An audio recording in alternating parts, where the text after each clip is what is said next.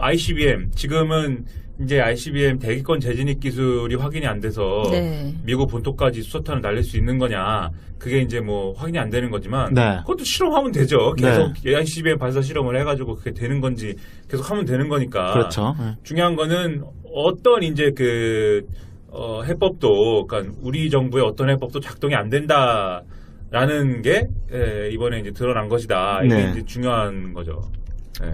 그러면은 이제 이 얘기란 말이에요. 북한은 어쨌든 우리가 뭐라고 하든지 말든지 간에 핵을 가지기로 했고 네. 그 핵을 가지는 것에 대해서 우리 정부도 그렇고 미국도 그렇고 어떤 대응할 수 있는 카드가 없다라는 게 현실로 드러나고 있고 네. 미국에서는 계속 뭐 이런저런 얘기하지만 트럼프 대통령의 뭐 한미 FTA 폐기 얘기나 이런 거는 사실 자기 지지층에 보내는 이제 신호인 것이고 그렇죠. 네. 그 뭐 자기가 뭐 또 뭐 큰 어떤 그 군사적 대응을 할 것처럼 구는 것도 그냥 사실 국내용이죠. 네. 네. 왜냐하면은 선택할 수가 없으니까요. 그 방법을. 네. 군사적인 접근, 즉 선제 타격이나 예방 전쟁을 하려면은 남한에 있는 주한미군 철수시키고 여기 있는 미국 민간인들을 다 소개하고 해야 되는데 네.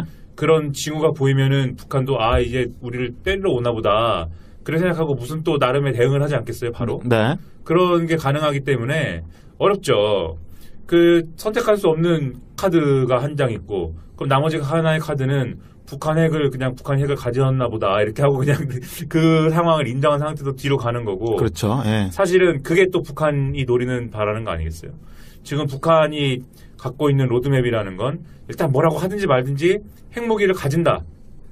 핵무기를 가지고 이걸 이제 지렛대로 해서 북미 평화협정을 수교를 해서 체제를 보장받고 체제를 보장받은 상황에서 주한미군은 집에 가라고 하고 네. 예, 그래서 이 동아시아에서 미국의 직접적인 영향력을 일단은 걷어낸다. 그리고 이 나머지 문제는 이제 핵을 가졌고 미국도 핵을 가졌고 뭐 다들 뭐 핵 가지고 있으니까 이 핵 가진 국가끼리 군축 협상을 통해서 그 뭐 핵을 예를 들면 핵 기술은 뭐 보유하고 있지만 ICBM을 뭐 미사일 자체를 폐기해서 뭐 당분간은 미국을 안 건드리겠다는 약속을 해주고 네.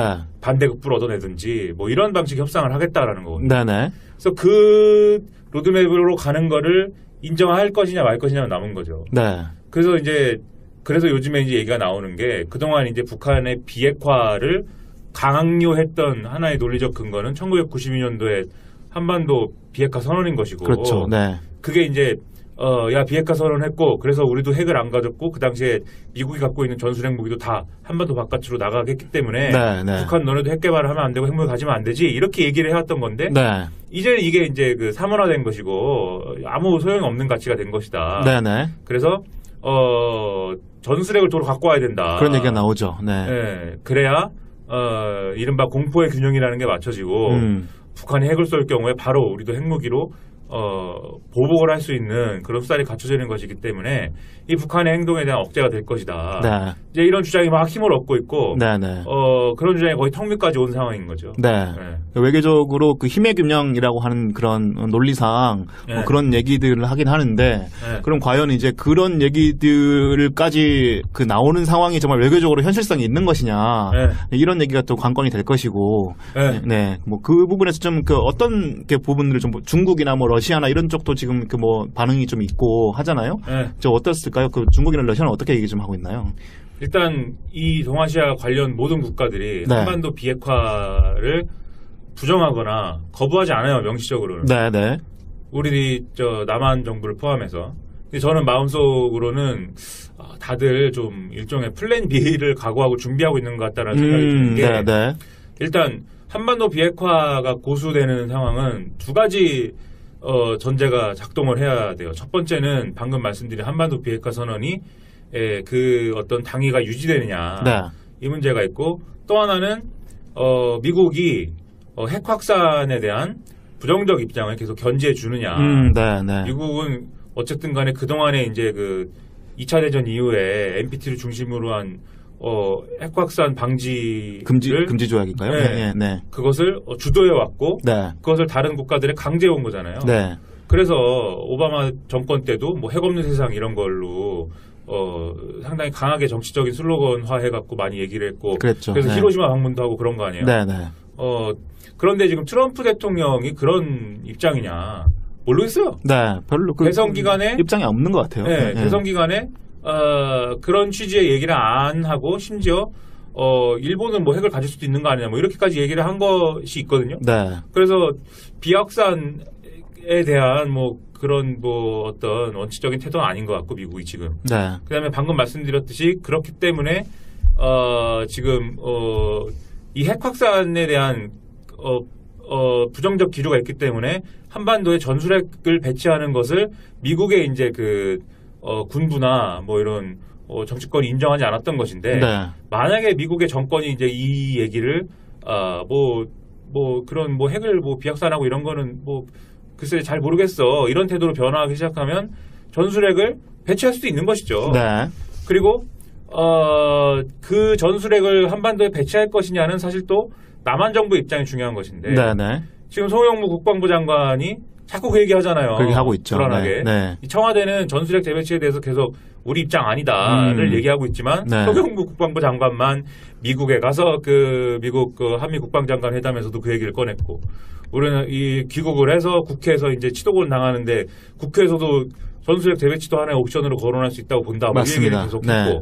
그런 걸 볼 때 공식적인 방침까지는 아니어도 내심으로는 전술핵 재배치에 대한 어떤 플랜이 있다 이런 네. 이제 저는 이제 그게 생각을 하는 거죠. 아무리 국방부 장관의 어떤 그런 뭐 독립성이 인정된다 하더라도 예. 청와대하고 어떤 경험 없는 상태에서 그런 얘기를 하기는 쉽지 않지 않을까요? 그런 추측인데 네, 네. 더 여기다 또 하나 이제 참여정부에서 통일 외교안보 전략 비서관을 했던 박선원 씨라고 있어요. 네, 네. 그분도 페이스북에서 그런 걸 썼죠. 또 어떤 일전에 글인가요? 네. 한시적인 전술핵 재배치는 필요할 수 있다. 네. 그래서 지금 왜냐하면 비핵화 한반도 비핵화 선언을 근본으로 하는 비핵화라는 레버리지는 작동 안 하기 때문에 네.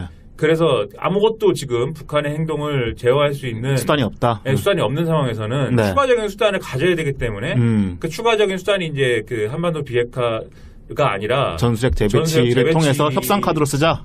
그렇죠. 그리고 네. 전술핵 재배치를 통해서 이 북한이 노리고 있는 괌 타격, 네. 괌 포위 사격 이런 걸 통해서 만들어낼 수 있는 핵 공백 네. 이런 거를 전술핵 재배치로 메울 수 있어서 군사적인 효과도 일단 있는 것이다. 네, 네. 그래서 일단 북한의 카드를 없애면서 우리의 레버리지를 확보하고 전술핵 재배치가 있으면 사드는 이제 필요가 없다. 네. 왜냐하면 공포의 균형이 작동해서 핵미사일을 발사하지 못하게 하는 것이기 때문에 네, 네. 사드는 미사일을 격추하겠다는 거 아니겠습니까? 네, 네. 그 사드는 배치하지 않아도 되고 그러면 중국을 대북 제재 내지는 이런 공동행보의 파트너로 틀안으로 끌어들일 수 있다. 끌어들일 수 있다. 이 얘기를 하는 거예요, 박선원 씨가. 그러면 박선원 씨의 그 얘기는 혼자만의 주장이고 혼자만의 생각인 거냐? 네. 청와대는 개인적인 생각인 거고 우리는 모른다라고 입장을 그렇겠죠. 밝혔어요. 선을 그어 놓겠죠. 네. 네. 그러나 과연 그 커튼 뒤에서 우리 문재인 정권의 외교안보 전략에 영향을 미치는 사람들의 어떤 여론이라는 게 그런 게 없는 것이냐? 그거 모르겠다는 거죠. 그러게요. 네. 그리고 세종연구소라고 있습니다. 우리 네. 또 대북 정책이나 이런데 많은 이제 좋은 제안들 하시고 과거에 이제 우리 전두환 전 대통령이 이래재단으로 모은 돈을 갖다가 어떻게 쓸 것이냐를 갖고 처음에 만들어진 뭐 연구소긴 한데 네. 거기 어쨌든 그 이종석 전 장관이라든지 뭐 중요한 사람들이 많이 관여를 한 이런 중요한 연구소이겠죠. 그게. 네네. 거기는 이제 지난해부터 2016년부터 사실 전술핵 재배치 등등이 필요하다고 주장하고 있어서 네. 이게 어떤 자유한국당의 어떤 그 보수 세력뿐만이 아니라 좀 대북 전문가들의 어떤 상당수가 지금 이 6차 핵실험을 기점으로 해서 전술핵 재배치 주장으로 넘어가고 있는 국면이 되고 있다. 그리고 그것을 문재인 정권도 알고 있고 어쩌면 불가피할 수 있다는 판단을 하는 것 같다. 이런 네. 생각이 들더라고요. 물론 미국의 경우에는 지금도 공식 입장은 전술핵 재배치나 이런 거는 고려하지 않는 것입니다. 네네. 근데 문제가 이제 이렇게 되면은 전술핵 재배치가 됐을 경우에 됐거나 고려되거나 또는 뭐 그게 나토식 핵공유든지 뭐든지 아무튼 그런 식으로 작동했을 경우에 러시아랑 중국은 분명히 반발을 할 거예요. 그렇죠. 네. 분명히 반발을 할 것인데 어쨌든 전술핵 재배치가 됐다는 것은 북한의 핵 보유를 기존의 비핵화의 틀이 아니기 때문에 네. 일단은 니들이 핵을 갖고 있다는 상황을 인정하고 시작하자라는 얘기가 되는 거죠. 그렇죠. 네. 그럼 이 이후 국면은 뭐냐면 북한더러 핵 동결을 하든지 뭐 아까 말씀드린 대로 기술은 뭐 갖추지만 ICBM 폐기하든지 뭘 폐기하든지 이런 협상을 걸고 나오는 거고 네. 이 협상을 걸기 시작하면 북미 간의 협상만 진행되거나 또는 남북 간의 협상만 진행되지 않을 거예요. 네. 또 와갖고 중국, 러시아, 일본이 와갖고 미주알 고주알 또 할 거라고요. 다자구도가 되겠죠. 네. 네. 그러면 이게 공식적 또는 비공식적으로 왔다 갔다 오갈 수 있는 얘기는 사실 얻을 게 많아요. 각자가. 네. 각자가 다 얻을 게 많아요. 네. 남한 정부는 뭘 할 거냐면 자주국방을 할 거예요. 네. 왜냐하면 북한이 이런 핵 군축을 중심으로 한 협상 구도에서 요구하는 내용 중 하나가 주한미군 철수이기 때문에 그렇죠. 네. 주한미군이 뭐 철수되는 것인지 축소되는 것인지 모르겠으나 이것의 공백을 메우기 위해서는 자주국방이 작동을 해야 되지 않습니까? 네. 그 자주국방이 작동을 해야 되니 지금 미사일 뭐 탄도 중량 제한 없애고 핵잠수함 도입하고 그다음에 이제 공군 해군력을 중심으로 한 이제 그 군비 확장이 일어나고 이런 걸 이제 하는 거죠. 네. 그 자주국방을 하고 싶었기 때문에 이걸 사실 이 기회를 또 지렛대 삼아서 할 수 있어요. 미국하고의 어떤 그 협상을 통해서. 네. 일본은 뭘 얻을 수 있느냐? 만약에 주한미군이 축소되거나 철수될 경우에도 동아시아에서는 누군가는 그 어떤 미국의 군사적 대리인을 자임하고 그것을 할 수 있어야 됩니다. 그렇죠. 네. 그러면 우리 아베 신조 총리가 오매불망 원하는 게 그거 아니에요? 그렇죠. 예. 보통 국가화와 재무장으로 당연히 연결되는 것이죠. 예, 심지어 요즘 지지율이 떨어져가지고 그러니까요. 삼선까지 힘들어지고 있는 상황인데 북한이 핵실험을 해줘서 네. 아베 입장에서는 너무 반가운 아베가 진짜 거죠. 신났다고 네. 그러니까. 네. 아베 신조 총리님이 거기 이제 그 관저라는 게 있지 않습니까? 네. 네. 영국에도 이제 뭐 총리 관저가 다운인가 있죠. 몇 번째 갖고 총리 관저가 있고 거기 사는 거잖아요. 네. 거기 사는데 이제 집무실까지 뭐 얼마 걸리지도 않는 거리에 있는 관저이다. 네. 근데 아베 신조는 거기서 안 살거든요. 네. 사저에 살거든요. 15분밖에 안 걸린대요, 집무실까지. 네. 네. 관저가 싫다고 하는데 이 양반이 관저에서 뭐 유령이 나와서 그렇다는 소문도 있고 왜 아베 신조가 관저에서 안 자는지는 그 동네 미스테리입니다. 네. 그런데 이거 이제 핵실험 때도 안 잤어요. 육체 핵실험 때도 안 잤는데 북한이 그 일본 상공을 지난 미사일 쏜 날 있잖아요. 네, 네. 그 전날은 거기서 잤다는 거예요. 네. 대단한 모습을 보여준 거죠. 그동안 한 번도 자지 않았는데 네. 감동하고 막 사람들이 야 총리가 관저에서 잔다 이제 정말 중요한 일이구나. 그러니까 하여튼 그들은 또 어떤 원하는 바를 이룰 수 있는 그렇죠. 조건으로 네. 갈 수 있는 어떤 또 이게 쉽지 않지만 네. 그런 구멍을 찾는 거고 중국이나 러시아 입장에서는 그 협상이 어떻게 잘 돼서 주한미군이 축소되거나 철수되면 그거 좋은 거예요. 네. 그걸 늘 또 기다려왔고 동아시아 패권 경쟁을 하는 데 있어서 그렇죠. 그 동아시아 패권 경쟁에 어쨌든 협상 카드를 쓸 수 있을 만한 네. 목소리를 낼 수 있을 만한 계기가 되는 거니까 네. 자기네 입장에서는 그냥 북미 간 그 양자 회담을 해서 네. 영향을 잃는 것보다는 훨씬 네. 나은 그런 상황으로 가겠죠. 네, 그래서 주한미군이 철수하게 되면 만약에 철수를 하게 되면 전술핵도 뭐 없어지는 거 아니에요. 네, 네. 웬만한 경우에는. 네. 그러니까는 뭐 나쁠 거 없죠 뭐. 네. 그래서 이 국면으로 이게 북한의 육체 핵실험이라는 게 갖는 의미가 사실 그 전까지의 국면은 북한한테 핵을 어떻게 하면 뭘 주면 핵을 포기할래? 어떻게 하면 비핵화를 할래? 이 국면이었다면 네. 이제 2라운드는 이 육체 핵실험으로 열린 2라운드 국면은 그러면 이제 북이 핵을 가진 상태에서 그럼 우리가 서로 얻을 것을 얻기 위해서 뭘 할 것이냐의 국면으로 서서히 이동하고 있는 그림이라는 거죠. 정치적인 그러니까 외교적인 상황은 그렇게 될 것이고 또 네. 현실적인 상황을 본다면 한반도에 정말 이제는 남북으로 핵이 네. 들어설 수 있는 그런 좀 위험한 상황이 될 수도 있겠네요. 남북으로 핵이 들어설 수 있음과 동시에 공아시아 각국이 네. 군비 확장 국면으로 가는 거죠. 다. 네. 그러면 여기는 세계의 골칫덩이 중 하나가 또 되는 그렇죠. 거죠. 뭐 정말 이렇게 싫다. 예, 아시아의 또 다른 중동이 될 수 있는 여기 화약고 되는 거죠. 네. 그러면 우리가 잘 생각해야 될 게 이 2라운드로 갔을 경우에 군비 확장을 막 이렇게 각국이 하게 될 경우에 중요한 건 뭐냐면 동아시아에 그게 아니라 니네가 이제부터 협상을 하는 과정에서 평화 건축을 해야 될 것이다라고 주장할 수 있는 어떤 또 목소리와 여론과 세력이 있어야 돼요. 네. 근데 그것을 이제 누가 하느냐의 문제에서 사실 지금으로서는 답이 안 보이는 거고 네. 없다는 거죠, 그게. 네.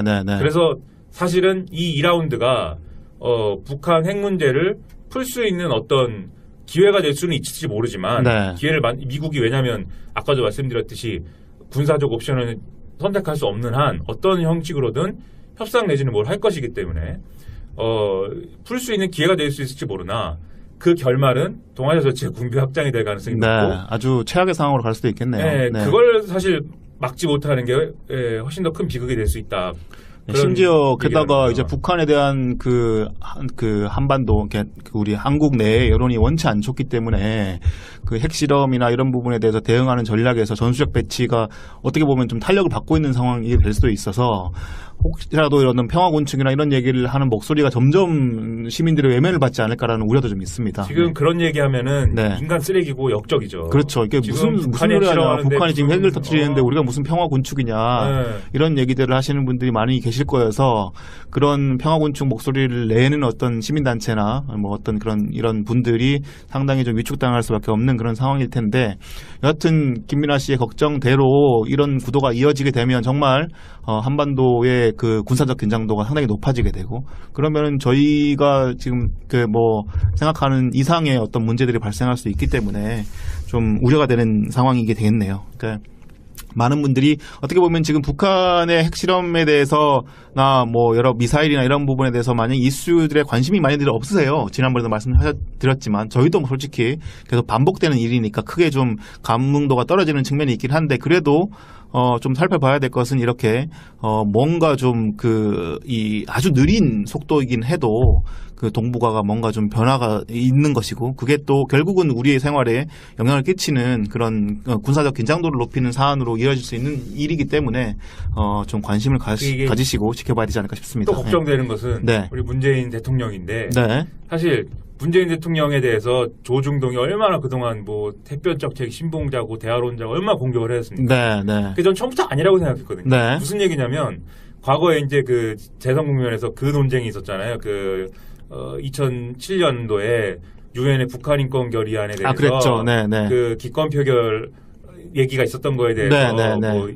노무현 대통령의 회고록 뭐 얘기 나오면서 그 비슷하게 얘기가 나왔던 얘기죠. 송민순 전 장관이 회고록 내면서 네, 엄청난 논쟁이 있었고 네, 네. 그 과정에서 뭐 문재인 당시 후보가 뭐 기억이 안 난다고 했다 어쩐다 얘기가 많았는데 네, 네. 그게 이제 그때 참여정부 인사들의 해명이 뭐였냐면 문재인 대통령은 그 당시에 찬성 입장이었다는 거였어요. 네, 북한 네. 인권 결의안에 대해서 찬성 표결을 하자는 송민순 전 장관의 입장에 손을 들어주는 입장이었다는 거였어요. 네, 네. 기억이 안 난다는 것은 문재인 대통령이 그랬느냐라고 물어보니까 찬성 입장이셨냐고 물어보니까 그건 내가 기억이 안 난다라고 대답을 한 거예요. 네, 네. 거기서 기억이 안 난다라는 것을 갖고 조중동은 마치 그때 기권 표결을 할까요를 북한에 물어봤느냐에 대해서 기억이 안 난다라는 것으로 왜곡해서 갖고 엄청 보도를 했지만 그렇죠. 네. 그게 아니라 내가 찬성 표결 주장을 했는지는 기억이 안 난다라는 거였어요. 네, 네, 네. 즉 아니라고는 얘기 안 한 거죠. 제가 그래서 마음속으로 생각하는 것은 문재인 대통령은 대북관이 의외로 보수적이다. 네. 그런 생각을 갖고 있거든요. 네. 그래서 그때 찬성 표결 얘기를 한 것도 아마 그랬을 개연성이 크고 이번에 이제 북한이 뭘 할 때마다 뭐 대화와 뭐 이런 투트랙을 얘기하긴 하지만 네. 반드시 어떤 무력 시위 이런 거를 또 병행하는 모습을 보여주고 싶어 했잖아요. 네, 네, 네. 그것도 내가 볼 때는 문재인 대통령 마음속에는 어떤 대화론자가 아니라 특전사가 있다. 그렇죠. 이 사람은 특전사지. 저도 그런 네. 생각을 하고 있습니다. 네, 무슨 그런 거 아니다 이 사람은. 네. 그런 애 갖고 있는데 이런 성향이 대통령의 이런 성향이 대통령 주변의 외교안보 참모를 그런 이제 일종의 표준적 대응, 비례적 대응을 기본으로 하는 그런 사람들로 채우게 했고 네. 문재인 정부의 대응도 그런 이제 아주 우리가 무난하게 생각할 수 있는 그런 평균적인 아주 그 표준적인 해법을 계속 답습하는 걸로 가고 있다. 네, 네. 그리고 그게 드러나는 게 이번에 이제 문재인 대통령 어제부로 뭐 거의 대화는 없고 뭐 이렇게 갔는데 네, 대화 없다고 이제 선언을 하고 그랬죠. 네. 그래서 심지어 이렇게 푸틴 러시아 대통령이랑 통화를 하면서 오늘 이제 회담을 한다고 했는데 네. 통화를 하면서 북한에 대한 뭐 원유 제재를 더 해야 되는 거 아니냐 이렇게 제안을 했는데 네. 푸틴은 뭐 굳이 그렇게까지 하느냐 뭐 이렇게 나오고 네. 그런 얘기까지 오히려 네. 지금 문재인 대통령은 러시아와 중국을 대놓고 이제 북한에 대한 압박 수준을 높여야 되는 쪽으로 가야 되는 거 아니냐는 쪽으로 네. 얘기를 하고 있는 겁니다. 네. 네. 그래서 조선일보 사설 보면 오늘 문재인 대통령한테 감동했어요. 조선일보. 야 이런 분이다. 이런 분이. 네, 정말 네. 훌륭하신 분이다라고. 아니 그동안 대화 빼라고 그렇게 난리를 쳤는데 드디어 대화 뺐다 이거죠. 네. 아니 저는 그 조선일보 글 쓸 때마다 아니라고 너네는 지금 문재인 대통령을 모른다고 너는 네. 특전사시라고 그분은 내가 마음속으로 많이 얘기했는데 네, 네. 아주 감동해갖고 뭐 거의 이제는 뭐 야 팔면봉이란 코너가 있다고 제가 늘 아, 말씀드려요. 네. 아주 좋아하는 맞아요. 코너죠, 김민아 씨가. 조선일보 네. 속마음이 드러나는. 네. 거기에 보면은 문재인 대통령이 대화 안 한다고 그랬다고. 이 생각에 대한 지지율은 90%일 거다. 이렇게 썼어요. 와, 감동의 쓰나미가 몰려오는데. 네, 네. 그런데 그런 표준적 대응을 반복한 결과가 사실 지금의 국면이거든요. 네, 네. 이명박근혜 정권에서 했던 해법들. 그게 이제 지금의 상황을 만든 것이기 때문에 원래는 그렇죠. 네. 정권 초에 파격적이고 그동안 감히 하지 못했고 누구도 생각하지 못했을 정도의 상당히 폭이 큰 이런 것들을 했어야 되는데 네, 네. 그러지 못했단 말이에요. 네, 네. 그래서 이게 사실 방금 아까 말씀드린 우리 동아시아의 군비 확장으로 가는 그 길로 접어들게 하는 그런 요인이 되고 있고 그래서 결국 저는 이제 문재인 정권의 외교안보 정책의 핵심을 다루는 분들의 마음속에는 네. 아마 전술핵 재배치 옵션이 있을 것이다 이렇게 생각한다는 거죠. 네, 그래서 그거는 네. 매우 우려스러운 부분이라는 거죠. 네. 이렇게 말씀하신 부분대로 이렇게 좀 이렇게 긴장도가 높아지는 방향 물론 이제 그 기본적인 원인은 북한 쪽에 있습니다만은 이걸 어떻게 슬기롭게 대처하느냐가 지금 아주 중요한 사안이 됐는데 문재인 정부가 좀 더 슬기롭게 대처를 해줘서 뭐 근데 참 방법이 참 막연할 것 같긴 합니다, 그죠? 네. 사견인 걸 전제하고 말씀드리자면 네. 이건 코리아 패싱 때도 할 말이 없는 게 북한과 미국이 지금 서로 대립을 하고 있는 네, 구조이고 서로 쳐다보면서 서로 질투하고 뭐 그러고 있죠. 뭐 우리가 지금 미국 설득해서 어떻게 할 수 있는 것도 아니고 네. 북한도 당연히 어떻게 할 수 있는 것이 아니고 심지어 뒤에 사드 때문에 박근혜 때 사드 때문에 중국하고 사이가 안 좋고. 그러니까 대통령 트럼프 내가 볼 때는 네. 트럼프는 마음속으로 김정은을 인정하고 있어요. 적이지만 너는 훌륭하다. 두 또라이가 지금 네. 게다가 푸틴도 뭐 철저하게 러시아의 이익을 위해서 그래요. 움직이는 사람이고. 트럼프도 마음속 깊이 트럼프는 또 푸틴 인정하고 푸틴을 있죠. 존경하고 있잖아요. 네. 이 양반은 진짜 훌륭한 양반이야. 아니 사실 이 셋 중에 누구 하나 상식적인 인간만 있어도 잡고 좀 설득도 해보고 우리 같이 한번 통 큰 결단을 이러겠는데 셋 다 정상이 아니잖아요. 그리고 그 세 분도 아니고 트럼프도 마음속으로 시진핑 좋아해요. 내가 중국은 좀 우리가 네. 중국 때문에 경제적 손해를 보고 있어서 중국 압박하고 싶지만 시진핑 그 친구는 좋은 친구야 이렇게 네. 생각하는 것 같고. 그러니까 지금 어떻게 보면 지난번에도 저희가 한번 말씀드렸는데 미국, 북한, 러시아, 중국, 일본 다 그렇죠. 스트롱맨들이잖아요. 트럼프 마음속에 아베 신조 네. 저 양반은 호구야 이래. 네. 심지어 아베가 제일 약해 보여요. 이런 상황이니까 문재인 대통령이 심지어 박근혜 정부의 어떤 그런 외교적인 아주 많은 실책들까지 안고 가야 되는 거죠. 안고 가야 되는 너무 힘든 상황이니까. 트럼프 생각 속에 문재인은 너무 선비야. 이런 생각이죠. 지금. 이런 상황에서 참 힘들 것 같긴 합니다. 뭐 핵을 비약산하고 이런 거는 글쎄 잘 모르겠어. 이런 태도로 변화하기 시작하면 전술핵을 배치할 수도 있는 것이죠. 네. 그리고 그 전술핵을 한반도에 배치할 것이냐는 사실 또 남한 정부의 입장이 중요한 것인데 네. 지금 송영무 국방부 장관이 자꾸 그 얘기하잖아요. 그렇게 하고 있죠. 불안하게. 네. 이 청와대는 전술핵 재배치에 대해서 계속 우리 입장 아니다를 얘기하고 있지만 네. 송영무 국방부 장관만 미국에 가서 미국 한미 국방장관 회담에서도 그 얘기를 꺼냈고 우리는 이 귀국을 해서 국회에서 이제 치도곤 당하는데 국회에서도 전술핵 재배치도 하나의 옵션으로 거론할 수 있다고 본다. 뭐 이 얘기를 계속했고 네. 그런 걸 볼 때 공식적인 방침까지는 아니어도 내심으로는 전술핵 재배치에 대한 어떤 플랜이 있다. 이런 네. 이제 저는 이제 생각을 하는 거죠. 아무리 국방부 장관의 어떤 그런 독립성이 인정된다 하더라도 네. 청와대하고 어떤 경험 없는 상태에서 그런 얘기를 하기는 쉽지 않지 않을까요? 그런 추측인데 네. 여기다 또 하나 이제 참여정부에서 통일 외교안보 전략 비서관을 했던 박선원 씨라고 있어요. 네. 그분도 페이스북에서 그런 걸 썼죠. 또 어떤 일전에. 글인가요? 네. 한시적인 전술핵 재배치는 필요할 수 있다. 네. 그래서 지금 왜냐하면 한반도 비핵화 선언을 근본으로 하는 비핵화라는 레버리지는 작동 안 하기 때문에 네. 그래서 아무것도 지금 북한의 행동을 제어할 수 있는 수단이 없다. 수단이 없는 상황에서는 네. 추가적인 수단을 가져야 되기 때문에 그 추가적인 수단이 이제 한반도 비핵화가 아니라 전술핵 재배치를 통해서 협상 카드로 쓰자.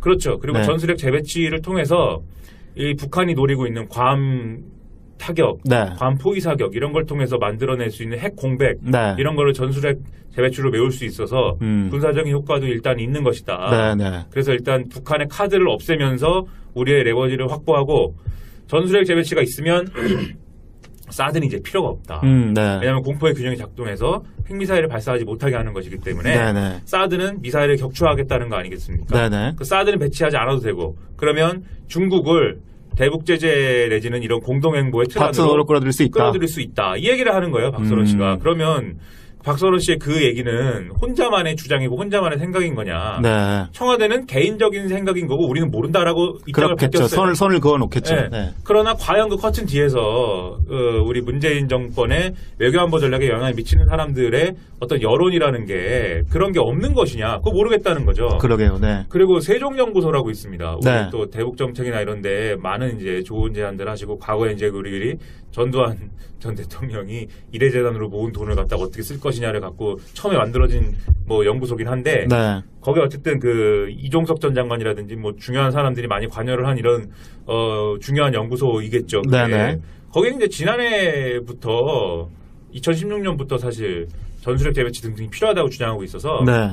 이게 어떤 자유한국당의 어떤 그 보수 세력뿐만이 아니라 좀 대북 전문가들의 어떤 상당수가 지금 이 6차 핵실험을 기점으로 해서 전술핵 재배치 주장으로 넘어가고 있는 국면이 되고 있다. 그리고 그것을 문재인 정권도 알고 있고 어쩌면 불가피할 수 있다라는 판단을 하는 것 같다. 이런 네. 생각이 들더라고요. 물론 미국의 경우에는 지금도 공식 입장은 전술핵 재배치나 이런 거는 고려하지 않는 것입니다. 네네. 근데 문제가 이제 이렇게 되면은 전술핵 재배치가 됐을 경우에 됐거나 고려되거나 또는 뭐 그게 나토식 핵공유든지 뭐든지 아무튼 그런 식으로 작동했을 경우에 러시아랑 중국은 분명히 반발을 할 거예요. 그렇죠. 네. 분명히 반발을 할 것인데 어쨌든 전술핵 재배치가 됐다는 것은 북한의 핵 보유를 기존의 비핵화의 틀이 아니기 때문에 네. 일단은 니들이 핵을 갖고 있다는 상황을 인정하고 시작하자라는 얘기가 되는 거죠. 그렇죠. 네. 그럼 이 이유 국면은 뭐냐면 북한더러 핵 동결을 하든지 이런 게 부분들을 좀 중국이나 뭐 러시아나 이런 쪽도 지금 그 뭐 반응이 좀 있고 하잖아요. 네. 저 어떻을까요? 그 중국이나 러시아는 어떻게 얘기 좀 하고 있나요? 일단 이 동아시아 관련 모든 국가들이 네. 한반도 비핵화를 부정하거나 거부하지 않아요. 명시적으로는. 네네. 우리 저 남한 정부를 포함해서. 근데 저는 마음속으로는 다들 좀 일종의 플랜 B를 각오하고 준비하고 있는 것 같다는 생각이 드는 게 네네. 일단 한반도 비핵화가 고수되는 상황은 두 가지 전제가 작동을 해야 돼요. 첫 번째는 방금 말씀드린 한반도 비핵화 선언이 그 어떤 당위가 유지되느냐 네. 이 문제가 있고 또 하나는 미국이 핵 확산에 대한 부정적 입장을 계속 견지해 주느냐. 네네. 미국은 어쨌든 간에 그동안에 이제 그 2차 대전 이후에 NPT를 중심으로 한 핵 확산 방지를 금지 조약인가요? 네. 네. 네. 그것을 주도해 왔고 네. 그것을 다른 국가들에 강제해 온 거잖아요. 네. 그래서 오바마 정권 때도 뭐 핵 없는 세상 이런 걸로 상당히 강하게 정치적인 슬로건화 해갖고 많이 얘기를 했고 그랬죠. 그래서 네. 히로시마 방문도 하고 그런 거 아니에요. 네네. 그런데 지금 트럼프 대통령이 그런 입장이냐 모르겠어요. 네. 별로 그 대선 기간에 입장이 없는 것 같아요. 네, 대선 기간에 그런 취지의 얘기를 안 하고 심지어 일본은 뭐 핵을 가질 수도 있는 거 아니냐 뭐 이렇게까지 얘기를 한 것이 있거든요. 네. 그래서 비확산에 대한 뭐 그런 뭐 어떤 원칙적인 태도는 아닌 것 같고 미국이 지금. 네. 그다음에 방금 말씀드렸듯이 그렇기 때문에 지금 이 핵 확산에 대한 부정적 기류가 있기 때문에 한반도에 전술핵을 배치하는 것을 미국의 이제 그 군부나 뭐 이런 정치권이 인정하지 않았던 것인데 네. 만약에 미국의 정권이 이제 이 얘기를 그런 북미 평화 협정을 수교를 해서 체제를 보장받은 상황에서 주한미군은 집에 가라고 하고 네. 그래서 이 동아시아에서 미국의 직접적인 영향력을 일단은 걷어낸다.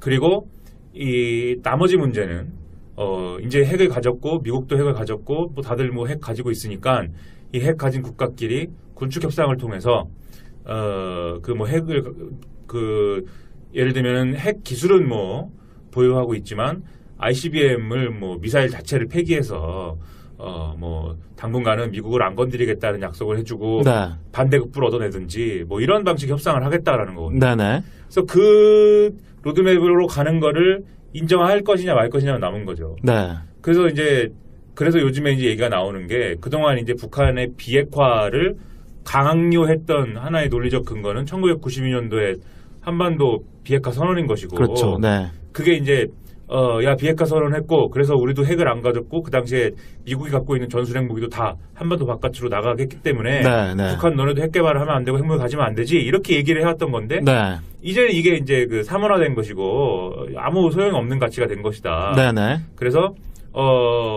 전술핵을 도로 갖고 와야 된다. 그런 얘기가 나오죠. 네. 예, 그래야 이른바 공포의 균형이라는 게 맞춰지고 북한이 핵을 쏠 경우에 바로 우리도 핵무기로 보복을 할 수 있는 그런 수단이 갖춰지는 것이기 때문에 이 북한의 행동에 대한 억제가 될 것이다. 네. 이제 이런 주장이 막 힘을 얻고 있고 네, 네.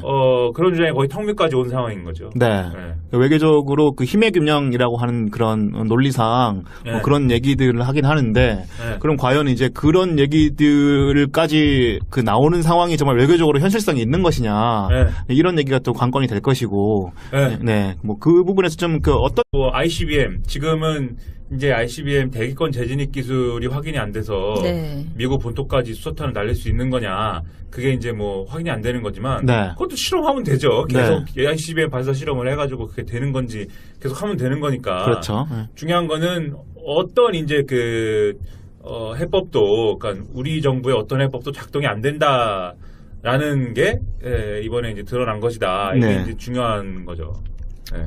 그러면은 이제 이 얘기란 말이에요. 북한은 어쨌든 우리가 뭐라고 하든지 말든지 간에 핵을 가지기로 했고 네. 그 핵을 가지는 것에 대해서 이 우리 정부도 그렇고 미국도 그렇고 어떤 대응할 수 있는 카드가 없다라는 게 현실로 드러나고 있고 네. 미국에서는 계속 뭐 이런저런 얘기하지만 트럼프 대통령의 뭐 한미 FTA 폐기 얘기나 이런 거는 사실 자기 지지층에 보내는 이제 신호인 것이고 그렇죠. 네. 그 뭐 자기가 뭐 또 뭐 큰 어떤 그 군사적 대응을 할 것처럼 구는 것도 그냥 사실 국내용이죠. 네, 네. 왜냐하면은 선택할 수가 없으니까요 그 방법을. 네. 군사적인 접근, 즉 선제 타격이나 예방 전쟁을 하려면은 남한에 있는 주한미군 철수시키고 여기 있는 미국 민간인들을 다 소개하고 해야 되는데 네.